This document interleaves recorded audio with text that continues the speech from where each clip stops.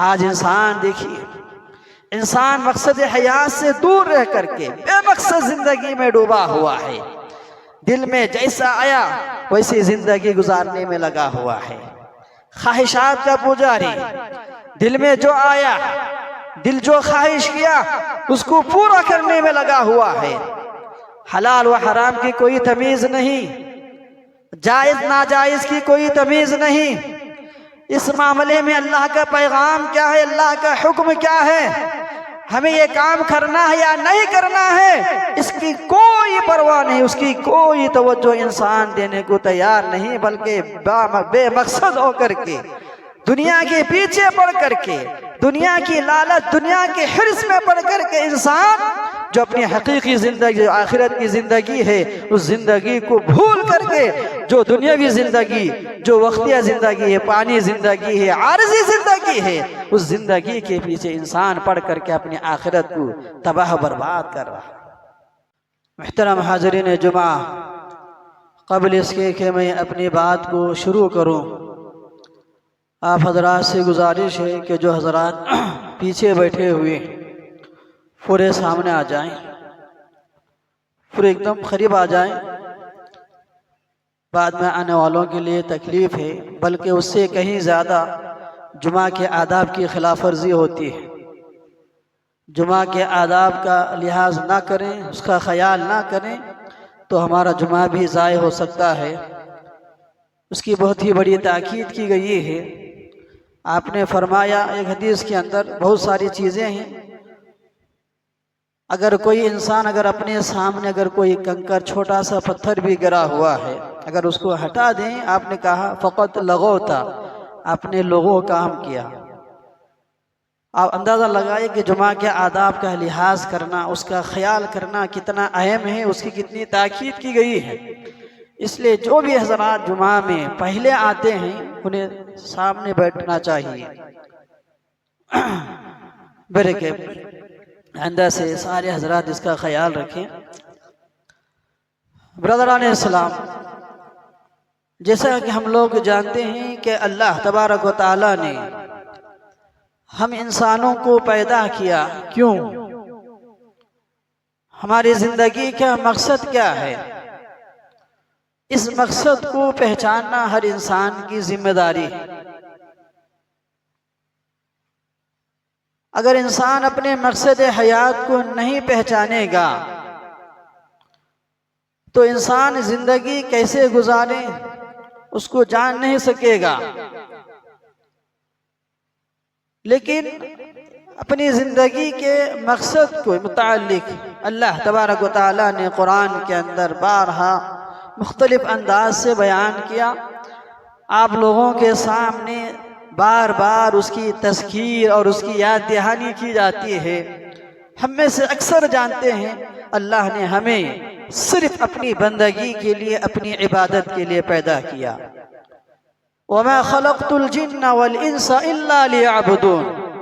میں نے جنوں اور انسانوں کو صرف اپنی بندگی کے لیے، اپنی عبادت کے لیے پیدا کیا۔ اور اسی مقصد کو اللہ تعالیٰ نے دوسرے سورہ کے اندر سورۃ الملک میں یوں بیان کیا، الذی خلق الموت والحیات لیبلوکم ایکم احسن عملا، کہ اللہ نے انسان کو پیدا کرنے کے ساتھ ساتھ، زندگی کے ساتھ ساتھ اللہ تعالیٰ نے موت بھی رکھا ہے۔ موت اور حیات، یہ دونوں چیزیں اللہ رب العالمین نے انسان کے پیچھے رکھی۔ مقصد اللہ نے بیان کیا، لیبلوکم ایکم احسن عملا، اللہ تعالیٰ یہ دیکھنا چاہتا ہے کہ تم میں سے کون اچھے سے اچھا عمل کرنے والا ہے، بہترین عمل کرنے والا کون ہے۔ اس آزمائش کے لیے، اس امتحان کے لیے اللہ تبارک و تعالیٰ نے انسانوں کے پیچھے موت اور حیات دونوں چیزیں رکھی۔ معلوم یہ ہوا کہ انسان کی زندگی کا مقصد، اسے دنیا میں پیدا کیا گیا اسی لیے کہ انسان اس زندگی کے اندر صرف اور صرف اللہ تبارک تعالیٰ ہی کی بندگی کرے اور وہ نیک اعمال اختیار کرے جن اعمال کی آزمائش کے لیے، جن آزمائش کے امتحان کے لیے اللہ تبارک و تعالیٰ نے ہم لوگوں کو پیدا کیا ہے، وہ حسن عمل،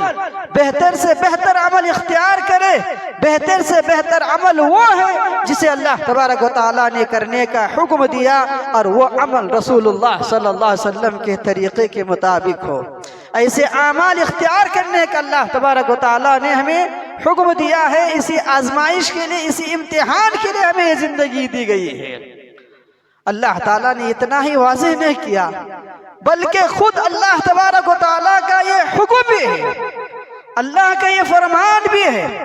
یا ایھا الناس اعبدوا ربکم الذی خلقکم والذین من قبلکم لعلکم تتقون۔ اللہ نے کہا ساری انسانیت سے، سارے لوگوں سے اللہ تبارک و تعالیٰ نے مخاطب ہوتے فرمایا، اے لوگو اعبدوا ربکم، آپ اپنے اس پروردگار کی عبادت کرو،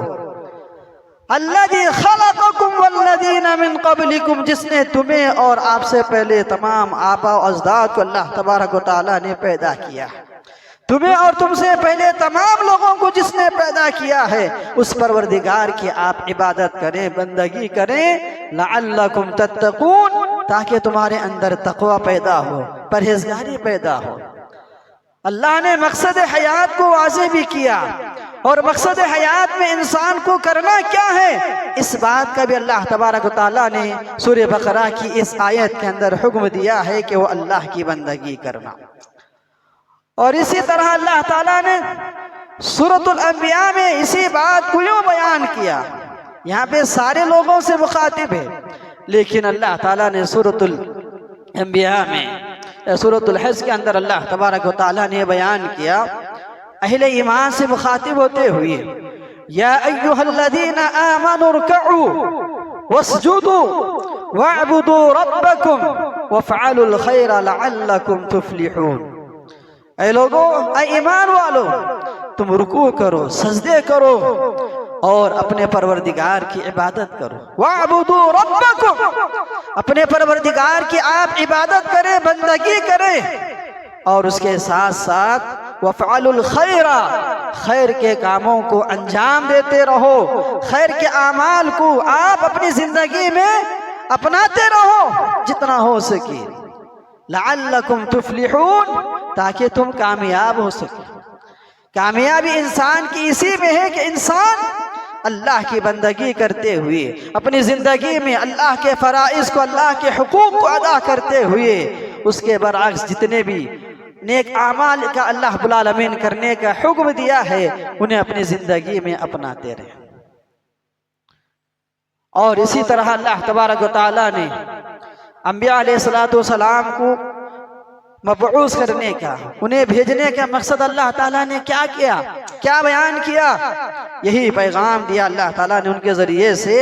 کہ انبیاء کو بھی بھیجنے کا مقصد بھی یہی ہے کہ وہ لوگوں کو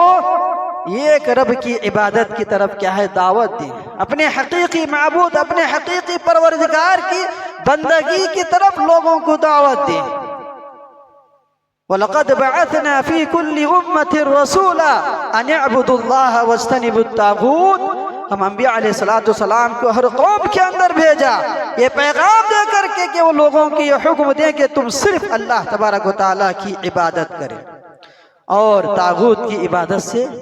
طاغوت کی بندگی سے آپ اجتناب کریں، اس سے پرہیز کریں۔ تو برکے برادران اسلام، یہ ساری آیتیں ہمیں یہ واضح کرتی ہیں، ہمیں یہ پیغام دیتی ہیں کہ اللہ تبارک و تعالی ہم لوگوں کو پیدا کیا اسی لیے کہ ہم صرف اللہ تبارک و تعالی کی بندگی کرنا ہے، یہ ہمارا مقصد ہے پیدا کیے جانے کا، ہماری زندگی کا۔ یہ اللہ کا پیغام بھی ہے، اللہ کا فرمان بھی ہے، اور نبیوں کے بھیجے جانے کا مقصد بھی یہی ہے۔ جب اتنی بات واضح ہو گئی کہ ہماری زندگی کا مقصد یہی ہے کہ ہم اللہ کی عبادت کریں، اللہ کی بندگی کریں، تو یہ ہر ایک انسان کی، ہر بندہ مومن کی ذمہ داری ہے کہ وہ مقصد حیات کو پہچان کر کے زندگی گزارنے لگے۔ لیکن جب انسان اپنے مقصد حیات سے غافل ہو جائے، بے مقصد زندگی گزارنے لگے، اللہ کی بندگی نہ کریں، نیک اعمال اختیار نہ کریں، خیر کے کاموں کو انجام نہ دیں، تو ایسی صورت میں انسان کو دنیاوی اعتبار سے بھی نقصان اٹھانا پڑے گا، اور اخروی اعتبار سے، برزخی اعتبار سے اور اخروی اعتبار سے انسان کو نقصان اٹھانا پڑے گا، خسارہ اٹھانا پڑے گا۔ اسی لیے اللہ تبارک و تعالی ہم انسانوں کی رہنمائی کے لیے، ہم لوگوں کی یاد دہانی کے لیے، تذکیر کے لیے اللہ تبارک و تعالی نے ہم لوگوں کے درمیان دین اسلام جیسی عظیم نعمت سے مالا مال کیا، جو کہ قرآن و حدیث کی روشنی میں، قرآن و صحیح احادیث کی روشنی میں آج ہمارے سامنے موجود ہے۔ ہمیں اسے پڑھیں گے، سمجھیں گے، اس کی طرف توجہ دیں گے تو ہمارے سامنے یہ ساری چیزیں آتی رہیں گی۔ اگر انسان اس کی طرف توجہ نہ دے، بہت ہی زیادہ پچھتانا پڑے گا، افسوس کرنا پڑے گا، نقصان اور خسارے کا سامنا کرنا پڑے گا۔ آج انسان دیکھیے، انسان مقصد حیات سے دور رہ کر کے بے مقصد زندگی میں ڈوبا ہوا ہے۔ دل میں جیسا آیا ویسی زندگی گزارنے میں لگا ہوا ہے، خواہشات کا پجاری، دل میں جو آیا، دل جو خواہش کیا اس کو پورا کرنے میں لگا ہوا ہے۔ حلال و حرام کی کوئی تمیز نہیں، جائز ناجائز کی کوئی تمیز نہیں۔ اس معاملے میں اللہ کا پیغام کیا ہے، اللہ کا حکم کیا ہے، ہمیں یہ کام کرنا ہے یا نہیں کرنا ہے، اس کی کوئی پرواہ نہیں، اس کی کوئی توجہ انسان دینے کو تیار نہیں، بلکہ بے مقصد ہو کر کے، دنیا کے پیچھے پڑ کر کے، دنیا کی لالچ، دنیا کے حرص میں پڑ کر کے انسان جو اپنی حقیقی زندگی، آخرت کی زندگی ہے، اس زندگی کو بھول کر کے جو دنیاوی زندگی، جو وقتیہ زندگی ہے، پانی زندگی ہے، عارضی زندگی ہے، اس زندگی کے پیچھے انسان پڑ کر کے اپنی آخرت کو تباہ و برباد کر رہا ہے۔ اللہ تبارک و تعالی انسان کیسا پچھتائے گا، کیسے افسوس کرے گا۔ اللہ تعالیٰ نے قرآن کے اندر یہ ایک جگہ نہیں، اللہ تعالیٰ نے دسیوں مقامات پر اللہ تبارک و تعالیٰ نے اس کا ذکر فرمایا ہے۔ اللہ تبارک و تعالیٰ نے فرمایا کہ جو انسان دنیا کے اندر مقصد حیات کو نہیں پہچانے گا، جس کی زندگی گناہ میں، معصیت میں، نافرمانی میں، اللہ کی معصیت کرتے ہوئے انسان زندگی گزارا ہوگا، خواہشات کے پیچھے پڑ کر کے انسان زندگی گزارا ہوگا، ایسا انسان کیسے پچھتائے گا۔ اللہ تبارک و تعالیٰ نے قرآن کے اندر مختلف انداز سے کئی جگہوں میں بیان کیا ہے، جن میں سے ایک جگہ اللہ تعالیٰ نے یہ فرمایا، سورۃ المومن کی آیت ہے، حَتَّى إِذَا جَاءَ أَحَدَهُمُ الْمَوْتُ قَالَ رَبِّ ارْجِعُونِ، جب تم میں سے کسی کا موت کا وقت آ جائے، اس موقع پر انسان اللہ سے فریاد کرنے لگے گا، اللہ سے مہلت مانگنے لگے گا۔ قال رب ارجعون، بندہ کہے گا اے اللہ مجھے دوبارہ دنیا کے اندر واپس لوٹا دے۔ کیوں؟ دوبارہ مہلت مانگے گا، دوبارہ زندگی انسان مانگے گا، وقت مانگے گا، اس کے پیچھے اس کا مقصد کیا ہے؟ آگے اللہ نے فرمایا لعلی اعمل صالحا فیما ترکت کلا، کہے گا کہ میں نیک اعمال کر کے آؤں گا اس زندگی کو، میں جا کر کے جس زندگی کو میں نے ترک کر کے چھوڑ کر کے آیا، اسی زندگی میں جا کر کے میں نیک اعمال کر کے آؤں گا۔ اللہ تبارک و تعالیٰ اس کی موت سے پہلے ہی قرآن کے اندر اللہ تعالیٰ نے اسے آگاہ کیا تھا، اسے سمجھانے کے لیے اللہ تعالیٰ انبیاء کو بھیجا، انبیاء کے وارثین علماء دعات اس کے سامنے آتے رہے، سمجھاتے رہے، اسے زندگی کے مقصد کو اس کے سامنے واضح کرتا رہا، لیکن اس کی طرف توجہ نہیں دیا، اپنی زندگی میں، اپنی حیات میں مقصد حیات کو نہیں پہچانا، اللہ کی بندگی نہیں کیا۔ جب زندگی کا وقت ختم ہونے کو ہے، موت تیار ہے، اس کی زندگی ختم ہو گئی، ایسے موقع پر دوبارہ مقصد حیات کو یاد کر کے نیک اعمال کی فکر میں دوبارہ مہلت مانگنے لگے گا، اسے دوبارہ مہلت نہیں دی جائے گی، انسان افسوس کرے گا، اس موقع پر افسوس کرنے کا اس سے کوئی فائدہ نہیں ہوگا۔ کلا، ہرگز اسے دوبارہ مہلت نہیں دی جائے گی، اذا جاء اجلهم لا يستأخرون ساعة ولا يستقدمون، جب کسی کا وقت آ جائے ایک لمحے کے لیے، ایک ساعہ کے لیے، اللہ تعالیٰ نہ جلدی کرے گا نہ تاخیر کرے گا۔ یہ اللہ کا قانون ہے، یہ اللہ کی سنت ہے۔ اس لیے موت سے پہلے پہلے اللہ کی اس دی ہوئی زندگی کو، یہ زندگی ہر انسان کے لیے اللہ تعالیٰ کی طرف سے ایک عظیم نعمت ہے، اللہ کا ایک عظیم تحفہ ہے۔ اس تحفے کی قدر کرتے ہوئے زندگی کے لمحات کو، زندگی کے اوقات کو اللہ کی بندگی میں گزارنا، نیک اعمال اختیار کرنے میں اللہ کے زندگی کے لمحات کو انسان کو لگانا چاہیے۔ لیکن انسان اس قیمتی اوقات کو، زندگی کے قیمتی لمحات کو اللہ کی معصیت میں گزار رہا ہے، وقت ضائع کرنے میں لگا ہوا ہے، موبائل کے پیچھے پڑا ہوا ہے، اور اس کے علاوہ مختلف چیزوں کے پیچھے پڑ کر کے انسان زندگی کے اوقات کو ضائع کرنے میں لگا ہوا ہے۔ نوجوان نسل، خاص کر نوجوان نسل، آپ اپنی اس قیمتی اوقات، جوانی کی لمحات، جوانی کے اوقات کی بہت ہی بڑی قدر اللہ رب العالمین نے اس کا رکھا ہے۔ اس میں عبادت کرنے کا، نیک اعمال کرنے کا اللہ رب العالمین نے بہت ہی بڑا اجر رکھا ہے۔ اس اجر کو انسان جاننے سے قاصر، جاننے کی طرف کوئی توجہ نہیں، بلکہ ان لمحات کو بھی اللہ کی معصیت میں لگا رہا ہے، اسے ضائع کر رہا ہے خواہشات کے پیچھے پڑ کر۔ اور اسی طرح اللہ تبارک و تعالیٰ نے قرآن کے اندر یوں بیان کیا کہ کل قیامت کے دن سارے لوگ میدان محشر میں جمع ہوں گے۔ میدان محشر وہ ایسا منظر ہوگا، وہاں ہر انسان کو اپنی پڑی ہوگی، کوئی انسان کسی کی طرف توجہ دینے والا نہیں ہوگا۔ لِكُلِّ امْرِئٍ مِّنْهُمْ يَوْمَئِذٍ شَأْنٌ يُغْنِيهِ، ہر انسان کو ایک معاملہ لاحق ہوگا جو اسے دوسروں سے بے نیاز کر دے گا۔ ایسے حالت میں انسان کسی کی طرف توجہ نہیں دے گا۔ یوم یفر المرء من اخیہ وامہ وابی وصاحبتہ وبنیہ، آج انسان دنیا کے اندر اپنی بیوی بچوں کے لیے، اپنے خاندان کے لیے، اپنے ماں باپ کے لیے دن رات یہ کر دیتا ہے، ان کے پیچھے انسان شب روز محنتیں کرتا ہے، خاص کر اپنے اہل و عیال کے لیے، اپنی بیوی بچوں کے لیے دن رات محنتیں کرتا ہے، ان کی دنیا سنوارنے کے لیے، ان کی دنیا کو اچھا بنانے کے لیے۔ ذرا غور کریں کہ انہی اولاد کو کل قیامت کے دن انسان توجہ نہیں دے گا، ان کی پرواہ نہیں کرے گا، بلکہ اپنی فکر کرے گا، بلکہ ان سارے لوگوں کو، اپنے پورے خاندان کو، بلکہ پوری دنیا والوں کو اللہ کے عذاب سے، اللہ کی پکڑ سے بچنے کے لیے فدیے میں دینے کے لیے تیار ہوگا۔ وَلَا يَسْأَلُ حَمِيمٌ حَمِيمًا، کل قیامت کے دن کوئی جگری دوست کسی جگری دوست کا کیا کام نہیں آئے گا۔ يُبَصَّرُونَهُمْ، سارے لوگ ایک دوسرے کو دیکھتے ہوں گے، آمنے سامنے ہوں گے، لیکن اس کے باوجود کوئی کسی کو پوچھنے والا نہیں۔ دنیا کے اندر دوست کی خاطر ایک دوست بہت ساری قربانیاں دینے کے لیے تیار ہوتا ہے، لیکن قیامت کے دن وہی دوست اپنے سامنے والے دوست کی طرف توجہ بھی نہیں دے گا۔ ایسا ماحول ہوگا، ایسا منظر ہوگا، اس دن مجرمین، گنہگار کیا ارادہ کریں گے؟ یود المجرم لو یفتدی من عذاب یومئذ ببنیہ وصاحبتہ واخیہ وفصیلتہ التی تؤویہ۔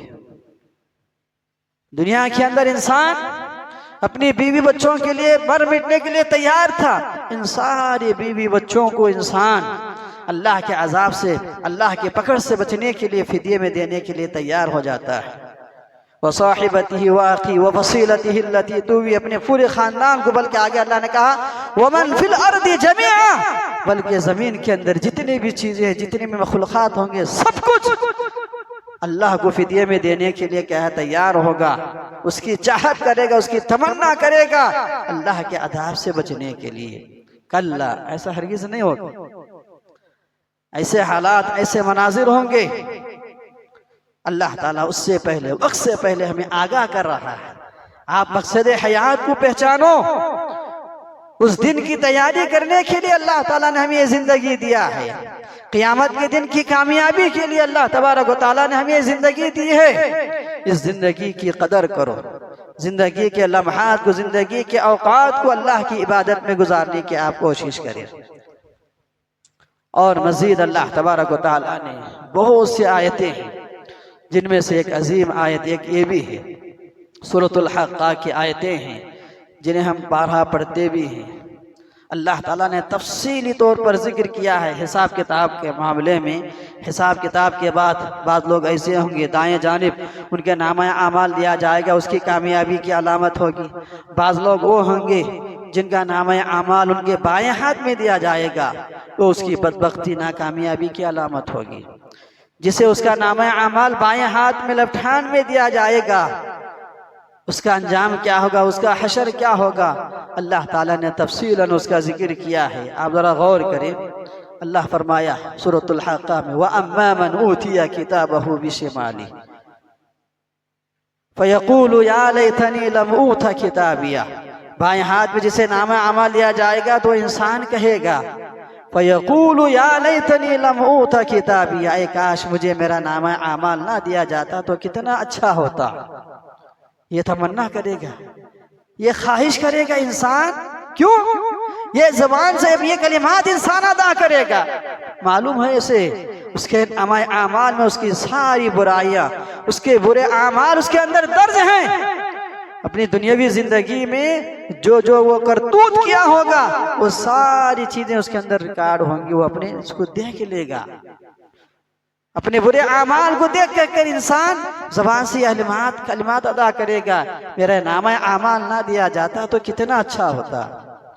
اور آگے فرمایا وَلَمْ أَدْرِ مَا حِسَابِيَهْ، میرا حساب کتاب کیا میں اس کو نہ جانتا تو کتنا اچھا ہوتا۔ یا لیتہا کانت القاضیہ، اے کاش موت ہی میرا فیصلہ کن ہوتی، دوبارہ مجھے پیدا نہ کیا جاتا،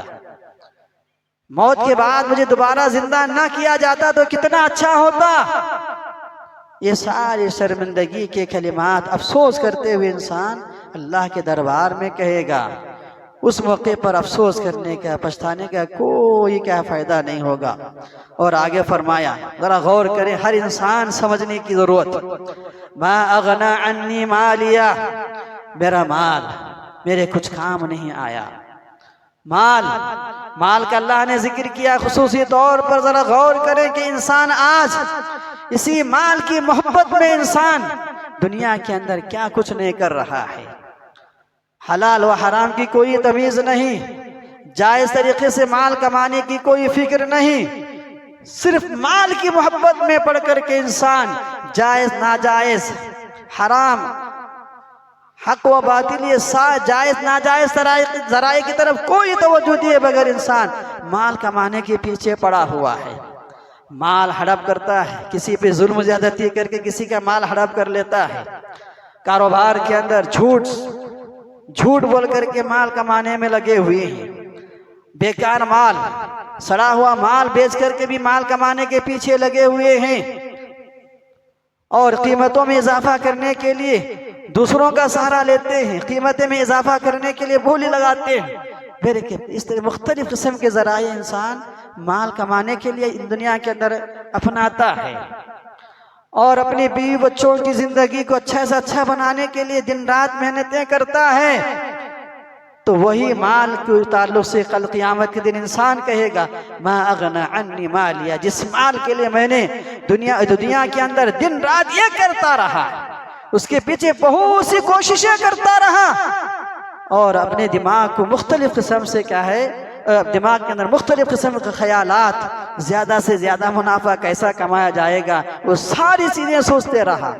لیکن وہی مال میرے کچھ کام نہیں آیا۔ ہلک عنی سلطانیہ، یہ عہدے منصب، انسان دنیا کے اندر عہدوں کے پیچھے پڑا ہوا، کرسی کے پیچھے پڑ کر کے انسان اپنے ایمان کو ضائع کر دیتا ہے، ایمان کی بھی کوئی پرواہ نہیں کرتا ہے، صرف عہدہ لالچ کے پیچھے پڑ کر کے۔ ارے عہدہ ملنے کے بعد، منصب ملنے کے بعد اس کی کیا ذمہ داری ہوتی ہے، اس ذمہ داری کی طرف کوئی توجہ نہیں۔ عہدے کے کیا تقاضے ہوتے ہیں، ان تقاضوں کو پورا نہیں کرتا، بلکہ عہدہ مل گیا، میں بڑا بن گیا، بس اسی کے نشے میں، اسی کے کبر و غرور میں، گھمنڈ میں مبتلا ہو کر کے انسان اپنی ذمہ داریوں کو بھول جاتا ہے اور اپنے ماتحت جتنے بھی لوگ ہوں گے ان کے حقوق کا خیال نہیں کرتا ہے۔ جو بھی جس قسم کے بھی، جس کرسی پر بھی، جو بھی عہدے پر فائز ہوگا، مسجد ہو، مدرسہ ہو، اسکول ہو، کالجز کیوں نہ ہو اور حلقے کے بڑا کیوں نہ ہو، M P M L A جو کچھ بھی ہو، جس عہدے پر بھی فائز ہوگا وہ اسی گھمنڈ کے اندر مبتلا ہوا ہے۔ کہے گا حلق عنی سلطانیہ، یہ سلطنت، یہ بادشاہت میری کچھ کام نہیں آئی، خذوہ فغلوا ثم الجحیم صلوا، اسے پکڑو جہنم کے اندر ڈال دو۔ تو برکے برادران اسلام، بہت ساری باتیں ہیں، بتانا مقصود یہ ہے کہ اللہ تبارک و تعالی نے ہم انسانوں کو پیدا کیا ہے، اس زندگی کو، ہمارے مقصد حیات کو ہم انسان کیا ہے پہچاننے کی ضرورت ہے، پہچاننا ہے، اس کے اندر شعور پیدا کرنی ہے، کیونکہ یہ دنیا کبھی بھی ختم ہونے والی ہے، یہ عارضی دنیا ہے، وقتی دنیا ہے، کبھی بھی ختم ہوگی، اس لیے موت کبھی بھی آ سکتی ہے، کسی بھی حالت میں آ سکتی ہے، موت سے پہلے ہمیں اس کی تیاری کرنی ہے۔ یا ایہا الذین آمنوا اتقوا اللہ حق تقاتہ ولا تموتن الا وانتم مسلمون، اللہ کہتا ہے ایمان والو تم اللہ تعالیٰ سے ڈرتے رہو جیسے اللہ سے ڈرنے کا حق ہے، کما حق آپ اللہ تعالیٰ سے ڈرنے کی پوری کوشش کرو، ولا تموتن الا وانتم مسلمون، تمہاری موت واقع ہو تو حالت اسلام میں، حالت ایمان میں، اور حالت اسلام میں اگر انسان موت چاہتا ہے، اس کی موت آئے تو حالت ایمان میں، حالت اسلام میں، مسلمان ہونے کی حالت میں، تو انسان کو زندگی میں کرنا کیا ہوگا؟ وہ کرنا ہوگا جس کا کرنے کا اللہ نے حکم دیا ہے، ہمیں ان سے بچنا ہوگا جس سے بچنے کا اللہ تبارک و تعالیٰ نے ہمیں حکم دیا ہے، اللہ کی معصیت سے، اللہ کی نافرمانے سے دور رہتے ہوئے زندگی گزارنا، حقوق اللہ، اللہ کے حقوق کی ادائیگی کرنا، حقوق العباد، بندوں کے جو حقوق ہیں ان حقوق کی ادائیگی کرتے ہوئے ہمیں زندگی گزارنی ہے، اور ہمیشہ اللہ سے دعائیں کرتے ہوئے، توبہ استغفار کرتے ہوئے زندگی گزارنی ہے، تب جا کے ہماری موت واقع ہوگی تو انشاءاللہ حالت ایمان میں ہوگی۔ یہ کوشش ہماری ہونی چاہیے، اسی بات کا اللہ تعالیٰ نے اس کے اندر حکم دیا ہے۔ اللہ سے دعا ہے اللہ تعالیٰ ہم تمام لوگوں کو کہے سنی باتوں پر کہنے سننے سے زیادہ ہمیں عمل کرنے کی توفیق عنایت فرمائے، آمین خدا بالعالمین۔